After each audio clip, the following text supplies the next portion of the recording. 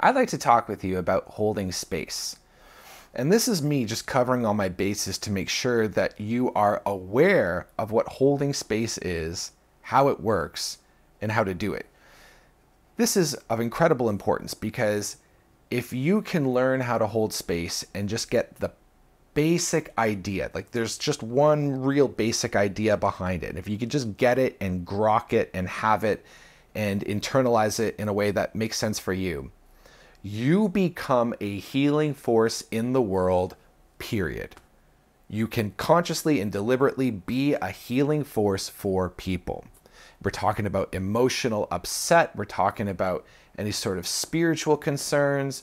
And we're also talking about healing conflict. So healing a conflict inside a relationship, a marriage, for example, healing a conflict, say, more broadly speaking, in our society. You know, for example, one of the major problems we have as a culture right now, I'm speaking about North America and say Western Europe, mostly North America, is that there is a sense of political and cultural divide that is getting more polarized over time.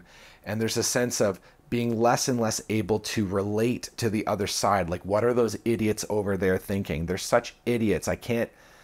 How can you reason with them? And you start to see them as some sort of dangerous other about which very serious action needs to be taken. That's the way everything's going here. So by understanding holding space, by just knowing it, you become this healing force. So instead of further polarization and the doubling down of suffering, you can actually bring the temperature down in all of these areas that I mentioned. I'm filming this for you now. I think this will probably be a shorter YouTube video because I was trying to make this into a TikTok, but the TikTok video just got out of control, and it's sort of illegal to have a TikTok video that's over, say, 5 or 7 minutes. So I'm doing this here for you now. If we've never met before, my name is Brent. I am a coach and a healer and an intuitive, and you're about to learn the core philosophy behind the healer component here. I also have a larger long form, it's almost an hour-long video on healing if you want to get deeper into it, but this here is just the core piece behind that. And of course, I cannot proceed further without letting you know that you can get, just so you know, if you're interested in this one-on-one work, a free session to sample and trial for yourself. Link for that is below.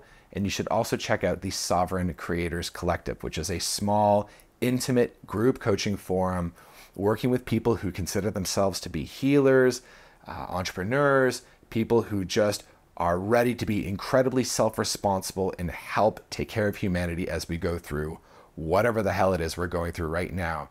Can you feel it? It's quite a thing. Holding space, very simple.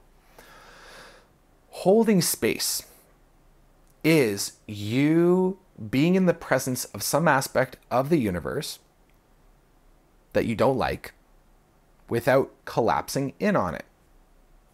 Period. That's what it is. And in so doing, giving a chance for that thing for which you're holding space to either dissolve, to heal, to metamorphosize into the next version of whatever it's meant to become, to evolve, to just move in some way. By offering our presence to it, our witnessing awareness to it, without doing something about it. When we are in the presence of something that we don't like, for example, suffering. Let's just say you have a friend who is suffering. Say they come to you, they just broke up with their boyfriend or something, and they're just upset. When somebody is upset and they're suffering, for any, you, me, for any decent person, we don't want our friend to suffer. And so when we see they're suffering, our innocent instinct is to close in on it, to contract on it, and to make it go away as quickly as we can, either in the form of, say, debating with it, arguing with it, offering solutions, offering techniques, offering guidance, or just saying, no, don't feel that way, right? If, like I've seen parents do this with their children. No, don't cry. It makes daddy so upset when you cry, like this kind of thing, right? When we disallow somebody else from having their suffering, we become an obstacle for that person's suffering. According to the law of homeostasis, according to the movement of the Tao, say the flow of the universe, everything is moving towards its own reunification. Everything is moving towards its own healing, towards its own upliftment. And if you disallow that which is happening, then you are putting a wrench in the process. You are slowing it down. You are impeding. You are becoming an obstacle to it. So to hold space, by contrast, is to give permission for this person to have their suffering. And so when you do, you might just hold them. You might just love them. You might just say, I love you. I know. I'm sorry, honey. It sucks. It sucks. It's so bad. It's so bad. It's terrible. And you just hold them and just give them space to cry. That would be holding space, where you are allowing the process of the suffering to take place. And you are providing a safe space for this to happen in. Without that space, if you're not there to hold space, then the suffering is in a form of a vacuum. Because if that person who's suffering, if they have not learned how to bear witnessing presence to themselves, say through the practice of meditation and spiritual growth, if they're not like on that path in a deliberate way, then they're in the suffering and their mind is going nuts, and the mind is telling them all sorts of things, and they're scared, and the healing of that suffering is stagnant until they can find, say, a therapist or a friend or somebody who can hold space for them. So that's the importance of holding space. It feels so insignificant, and this sort of thing irritates your average ego, because egos, of course, want to do something. Like, say, even as a coach, in the beginning of my coaching career, what I wanted so much was to give like a technique or an insight or something that like a person could use, and it's like what I told them really helped them grow or succeed in some way, when in reality, it's like the loving space that I hold for them is just what they needed. That's what they needed, just to be able to hear themselves think, to be able to process what they're processing. And generally they come up with their own stuff that's like way better than anything I could give them anyway. They come up with their own solutions, their own insights. It just crops up in the space that's being held for them. This is the power of holding space. Now, holding space also is a way of dissolving conflict. And I mean this, say, like in a marital conflict, like a spousal conflict, a relationship conflict, and even like a larger, say, societal form of conflict. So to take a marriage, for example, let's say you and your spouse are fighting about something.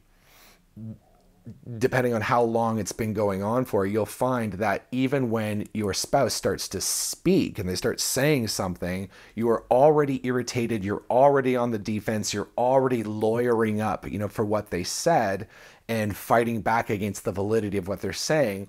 And unbeknownst to you, that pushing against what they're saying is the refusal to hold space. And when we don't hold space, we stop a process that's trying to complete itself. We stop it from completing itself. So instead, it starts and then is truncated, starts and then is cut off, starts and then is cut off. And there's this process that's seeking its own resolution, goes on indefinitely until you learn how to just give it room to speak and breathe. So to dissolve conflict, it's so ironic. The job is to understand your spouse so completely that you are able to totally understand what they're saying and their perspective and give it back to them in a way that's convincing for them, where you say, so, okay, the way you see it is this way, and you say it so that they are fairly represented and they go, yes, you got it. Once that happens, typically in that very moment, conflict is dissolved because the seeing is more complete. Now we can take this, say, and imagine you're in a cocktail party and you're speaking with somebody who's on the opposite side of the political aisle as you. Say you find yourself to be a left-leaning type person and you're speaking to a right-leaning type person. And they start saying right-leaning style things where you're like, oh my God, this is so harmful and terrible and wrong and ignorant, and you cannot be trusted with any power. You need to have your driver's license revoked. That's just how you feel about this person.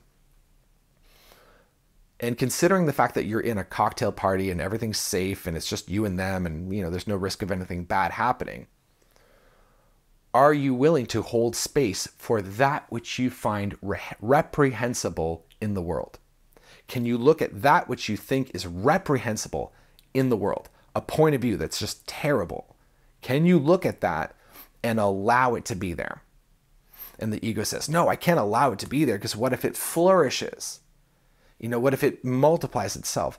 But you see, you have it backwards in this case, because by being in denial of it, by offering it your no, by contracting on it, that's how you fix it into place. That's how you cause it to multiply. By looking at it and just letting it be there, since it already is, right? Letting it be there and saying, okay, I hear you. I don't necessarily agree, but I understand. I understand. I see your point of view. I see where you're coming at. And then letting it be there. Not like, okay, now let me have my turn to tell you why you're wrong. None of that, right? Just letting it be there. Mastering this simple skill of allowing that to be there which you do not want to be there. That unlocks the polarization. That unlocks the conflict energy. It takes the wind out of the sails of conflict, right? We have to understand that even though it's our chief complaint that there's so much polarization in our political space, there's so much polarization, emotional polarization in our society, can you see how you yourself are contributing to that? We contribute to it by thinking that I can't be at rest until I change this other person's point of view. And that makes you into a crusader. It makes you a the Inquisition, the Spanish Inquisition, where you have to go and change people. This creates more suffering, more hurt. Now, if you feel like, this point of view still is reprehensible, go out into the world and do the opposite of that thing. Help in ways that people are not being helped. Don't just get bogged down by ideologies. Go out and do something if you can. Go out and be a benefit for the world. That's the opposite of the detriment that you see. Let that detriment inspire you. But changing a person's point of view only deepens that gulf. So holding space for an aspect of the universe that's there that you don't like without collapsing on it is healing to the conflict, healing to society. Holding space for somebody's pain helps heal the pain. Holding space for your own suffering, mastering this, allows you to dissolve your own suffering as well. And this is holding space. Thank you for watching. If you have any questions, if there's anything about this that you have an argument with or is unclear, hit me up in the comment section. I'm here for you. I'll clear it up. If there's enough of it, then I'll just make another video and we'll just keep talking about this, because I just feel so incredibly strongly about this. I want everybody to know this. Whether you use it or not is up to you. I want everybody to know about it.